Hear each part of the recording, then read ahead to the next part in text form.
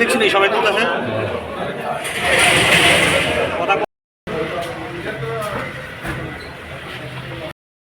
তুলে না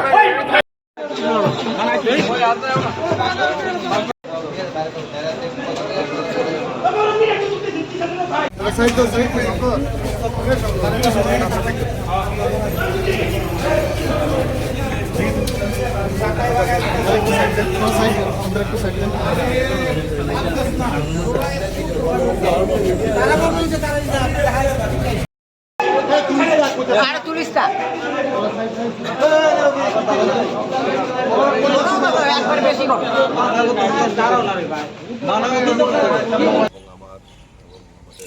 vice president সবার সঙ্গে কথাবার্তা হয়েছে, আলাপ আলোচনা হয়েছে। আমরা ইতিমধ্যেই মাননীয় মুখ্যমন্ত্রী পশ্চিমবাংলার প্রচারে আছেন। উনি হয়তো খুব সম্ভবত আজকে ফিরে আসছেন।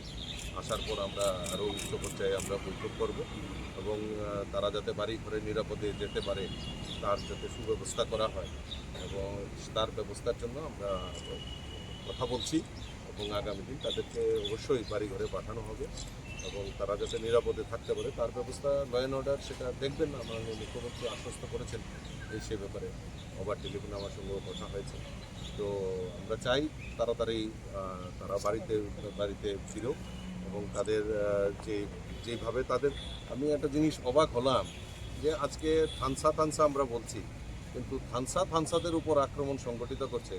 এটা একটা কী ধরনের রাজনৈতিক পরিমণ্ডল তৈরি হয়েছে এবং সেটা আগামী দিন কোন জায়গায় গিয়ে দাঁড়াবে, তো তার থেকে আমাদের বিরত থাকতে হবে এবং সবাই যে আমরা যে এক ত্রিপুরা শ্রেষ্ঠ ত্রিপুরার কথা বলছি সেখানে সবার মিলিতভাবে সেখানে জাতি জনজাতি সকল অংশের মানুষের মেলবন্ধনের মাধ্যমে এই ত্রিপুরাকে সমৃদ্ধশালী করতে হবে, এই স্লোগানকে সামনে দিয়ে আমরা এগিয়ে নিতে চাই।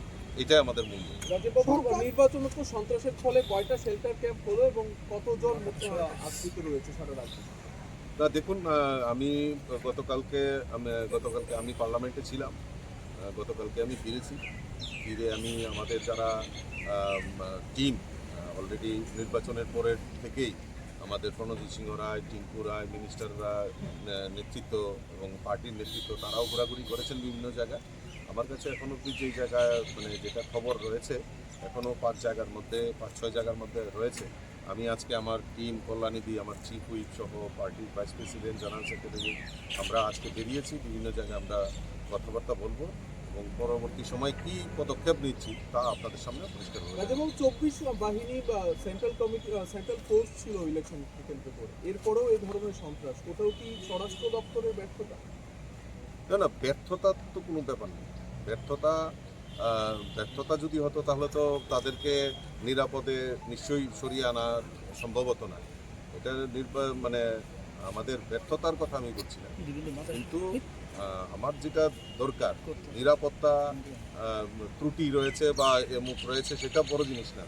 তো এই জায়গাতে ঘটনা কেন ঘটলো সেই ব্যাপারেও মাননীয় মুখ্যমন্ত্রী গোচরে আছেন এবং উনি আজকেই সম্ভবত অথবা কালকে একটা উচ্চ পর্যায়ের বৈঠক সেখানে বসবেন। আমার সঙ্গে টেলিফোনেও কথা হয়েছে, কিছুক্ষণ আগেও কথা হয়েছে এবং যারা দোষী, যারা এই সমস্ত কাজ করে তারা তো তারা ত্রিপুরার এবং জনজাতিদের বিকাশ চায় না এইরকম ভাব নিয়ে তারা তাদের এই সন্ত্রাস সংগঠিত করেছে। প্রত্যেকটা ঘটনার পেছনে কি ত্রিপুরা মথারই হাত রয়েছে? অবভিয়াসলি তারা যেভাবে সন্ত্রাস করেছে, তো এটার পরিণাম কি হবে তারা বুঝতে পারে না। যখন আবার অ্যারেস্ট করা হয় তখন আবার রাস্তার উপর করে বসে থাকেন, তো এইভাবে তো চলতে পারে না। সরকারে থাকা সত্ত্বেও কর্মীদের শেল্টারে আশ্রয় দিতে হচ্ছে, মনোবলে কিছুটা ভেঙে যাচ্ছে ওদের, দুঃখ সরকারে থেকেও কেন ওদেরকে বাড়ি ছাড়তে হচ্ছে? না, এটা তো বড় জিনিস না। বড় জিনিস হলো দেখুন নিরাপদ আশ্রয় নেওয়া, আর সরকার তো আজকে সরকারের পার্ট। আমি তো প্রথমেই বলেছি যে আমাদের নির্বাচনের পরে যখন এই সমস্ত ঘটনা ঘটছে আমাদের নেতৃত্বরা বেরিয়েছেন, বিভিন্ন জায়গায় কথা বলেছেন, দেখেছেন, এবং আজকেও আমি পরিদর্শনে বেরিয়েছি। এবং আমি আবারও বলছি যে তাদেরকে অতি সত্বর তারা যাতে বাড়িতে যেতে পারে তার ব্যবস্থা গ্রহণ করা হচ্ছে, পার্টির তরফ থেকে গ্রহণ করা হচ্ছে।